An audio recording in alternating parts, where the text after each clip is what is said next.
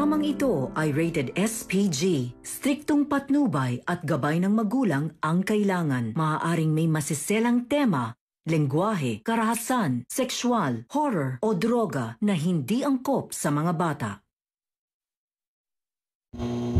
May nabuo na nga sa pagmamahala nitong si Dax at Zoe. Alamin natin. Welcome back sa aking channel. Abot Kamay na Pangarap. Napaka-intense nga ng mga kaganapan sa Abot Kamay na Pangarap. Isang eskandalo nga ang plinano nitong si Madam Chantal para ipahiya itong si Lynette. Dahil nga sa kagustuhan nitong si Madam Chantal na gumanti sa pangaasar sa kanya nitong si Chang Susan. At si Daphne nga ang inutusan nito para gumawa ng way para makaganti kay Chang Susan. Pinasundan nga ni Madam Chantal si Chang Susan sa CR para makahanap ng pwede nilang iganti dito kay Chang Susan. Sakto naman at nagsisipilyo nga itong si Chang Susan at naihinga itong bigla. Kaya iniwan niyang saglit ang pustiso niya. Ipinatong niya ang pustiso niya sa kanyang bimpo. Dito nga ay nakahanap ng tiyempo itong alalay ni Madam Chantal na si Daphne para kunin ang pustiso nitong si Chang Susan. Pagkuha niya nga ng pustiso ay agad na siyang umalis para ipakita kay Madam Chantal ang nakuha niya at isagawa na ang plano niya. Hinanap naman ni Chang Susan ang pustiso niya dahil nawawala. Sinabi niya kay Lynette na nawawala nga dahil nilapag niya lang daw ito sa CR at bigla na lang nawala pagbalik niya. Hinahanap muna ni Lynette kay Chang Susan at si Lynette muna daw ang mag-aasikaso sa catering. Sinagawa nga agad nila Madam Chantal ang plano ni Daphne na siya mismo ang nakaisip. Nung una nga ay hindi sang-ayon itong si Madam Chantal dito nga kay Daphne dahil hindi niya nga alam kung ano ang gagawin niya sa pustiso na nakuha nitong si Daphne. Sinabi nga nitong si Daphne na kay Chang Susan iyon at ilalagay niya lang daw ito sa soup para mag-akala na mababoy ang gawa nitong si Lynette. Inilagay nga ito ni Daphne sa soup nitong si May dahil obvious nga daw naman kung sa soup mismo nitong si Madam Chantal niya ilalagay ang pustiso. Sarap na sarap nga itong si May sa paghigop ng soup nang may bigla siyang nalasahan na lasang toothpaste. Nakita niya nga ang pustiso pagsandok niya ng soup. Sigaw ng sigaw si May. Ito namang si Madam Chantal nga ay mas galit pa kaysa kay May. Nahalatang siya nga ang may gawa ng plano dahil siya ay mas upset nga kaysa kay May. Pinagkalat niya na marumi daw ang siniserve ni Lynette. Sinabi niya at tinanong niya nga ang mga tao. Sinabi niya dito na tignan ang mga pagkain nila dahil napakababoy daw ng serve ni Lynette. Pinagalitan niya si Lynette sa harap ng maraming tao. At ito ngang si Lynette ay walang kaalam-alam kung bakit napunta doon ang pustiso at siya ang sinisisi nitong si Madam Chantal. Bago nga matapos ang awayan nila, dumating na si Zoe sa event. Init na init, kasabay niya sila Nurse Evan. Papasok na sana sila sa loob para kumain nang biglang naramdaman nga nitong si Zoe ang hilo.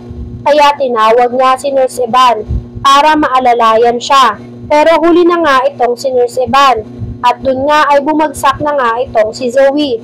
Agad-agad nilang dinala sa first aid si Zoe para bigyan ng unang lunas. Pagkatapos nga ay patuloy pa din nga ang pamamahiyan nitong si Madam Chantal dito kay Lynette.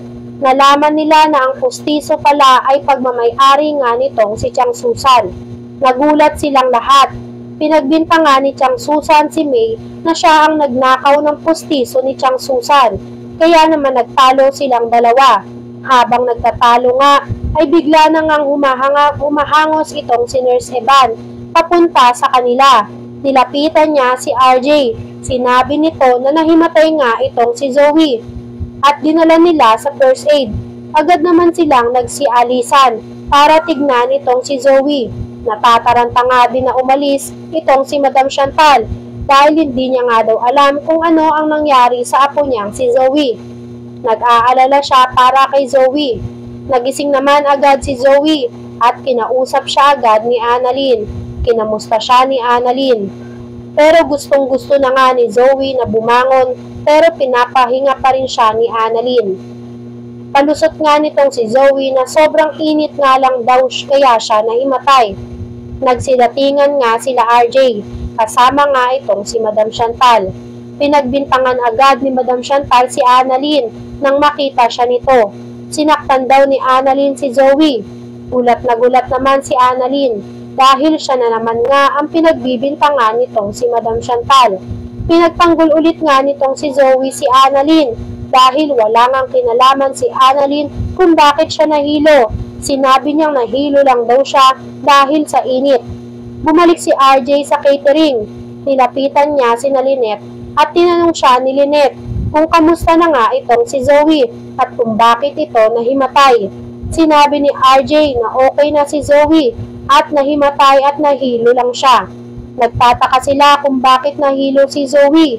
Kaya naman bumuo nga agad ng chismis itong si Tiang Susan na baka daw buntis nga itong si Zoe. Nagulat naman sila sa sinabi ni Tiang Susan. Samantala, dahil nga sa hindi maintindihan ni Zoe ang nararamdaman niya, ay gumamit na siya ng pregnancy test para malaman kung buntis siya dahil sa nahihilo nga siya at naduduwal. Isa pa nga at hindi pa din siya dinadatnan hanggang ngayon. Lumabas na nga ang resulta. Positive ang pregnancy test ni Zoe.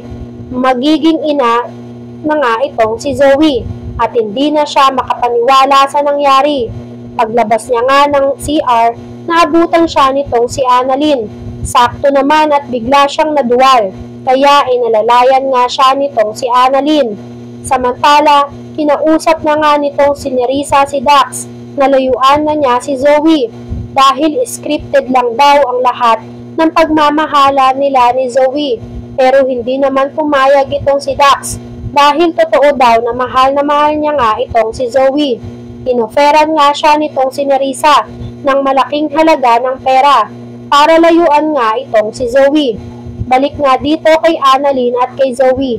Nagtaka si Annalyn kung bakit naduduwal si Zoe. Pinilit ni Annalyn na ipagtapat sa kanya ni Zoe kung buntis ba ito.